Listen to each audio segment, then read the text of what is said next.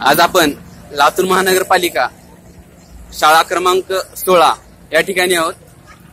या ठिकाणी आपण बघत असाल या ठिकाणी आणखी एक आरोग्य अभियान राबवलं जाते, राष्ट्रीय आरोग्य अभियान नागरिक प्राथमिक केंद्र। म्हणजे कुठेतरी महानगरपालिकेने काहीतरी केलेलं आहे शाळेसाठी, छान। या ठिकाणी आपण बघत पण असाल की इथे काही थॉट आहेत, हे थॉट पण चांगले आहेत। या ठिकाणाहून आपण आज जात आहोत।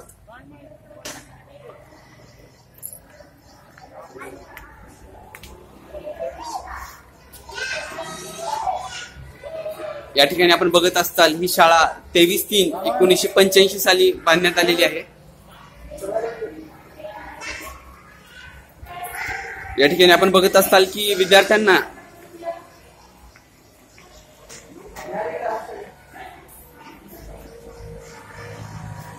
पिण्यासाठी योग्य असं पाणी पण इथे आहे। सर्व शिक्षा अभियान अंतर्गत दुरुस्ती सन 16-17 म्हणजे या वर्षीच्या शाळेचं यावर्षी दुरुस्ती पण करण्यात आलेली आहे।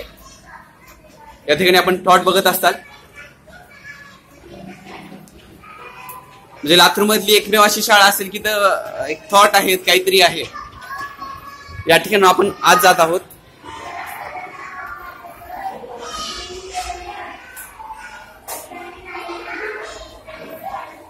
या ठिकाणी आपण बघत असाल आपण एका क्लासमध्ये आलेले आहोत। या ठिकाणी आपल्याला पीसी दिसत असेल।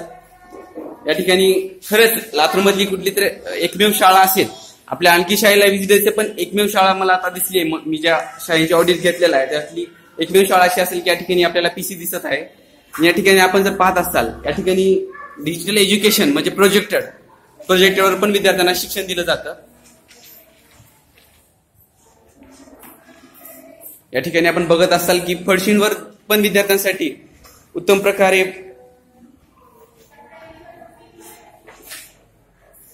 या ठिकाणी लाईटची पण सुविधा आहे।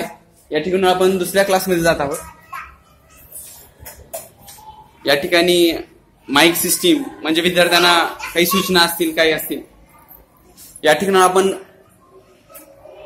ठिकाणी विद्यार्थ्यांना जे पौष्टिक आहार म्हणजे खिचडी, या ठिकाणी स्पेशल वेगळी रूम आहे, या ठिकाणी विद्यार्थ्यांना खाऊ उपलब्ध करून दिला जातो। या ठिकाणी आपण बघत असाल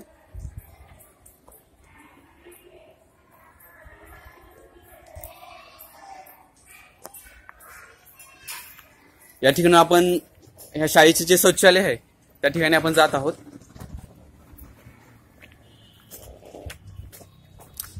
या ठिकाणी येथील मुख्याध्यापकांचं असं म्हणण्यात आलं की या ठिकाणी काय या परिसरातील अशिक्षित असे काही लोक म्हणजे गावगुंड ज्यांना म्हणतात ते या ठिकाणी येऊन पत्त्या खेळणे, दारू पिणे अशा विविध गोष्टी करतात।